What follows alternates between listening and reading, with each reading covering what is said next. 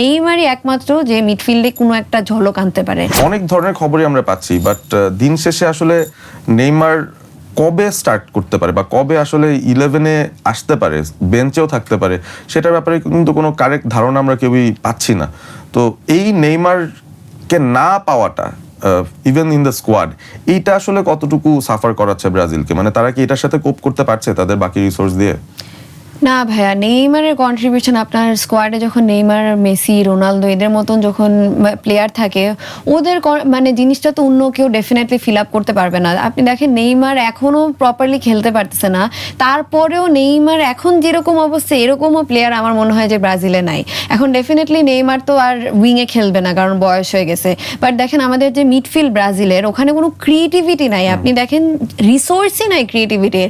আপনি যাকেই সাব করেন না কেন, পুরো মানে স্কোয়াডেই নাই আসলে এরকম ক্রিয়েটিভ মিডফিল্ডার যে একটা সুন্দর একটা পাস বের করবে, একটা চিপ করবে, যে যাতে প্লেয়ারটাকে খুঁজে পায় স্ট্রাইকার। এরকম কোনো ইন্টেলিজেন্ট পাস মেকার কিন্তু কেউ নাই, যেটা আমার মনে হয় যে নেইমার থাকলে এই জিনিসটা ডেফিনেটলি পাওয়া যাবে। নেইমারই একমাত্র যে মিডফিল্ডে কোনো একটা ঝলক আনতে পারে।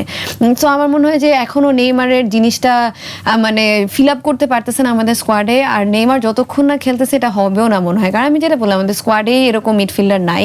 বাট সো ফার আমি বলবো যে নেইমারের জিনিসটা নিয়ে সবাই যেহেতু আশা হতো যে কবে খেলবে, গ্রুপ স্টেজ বাদই দেয় না। অ্যাঞ্চেলোতি কিন্তু নিজেই বলছে যে খেলা শুরু হবে মেইনলি কোয়ার্টার ফাইনাল থেকে।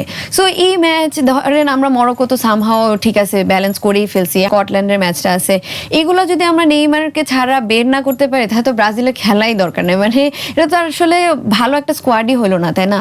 সো আমি বলবো যে নেইমারকে আমরা যদি ইম্পর্টেন্ট ম্যাচে পাই, ধরেন রাউন্ড অফ 16, কোয়ার্টার্সে, এরকম টাইমে পেলে I am more than satisfied.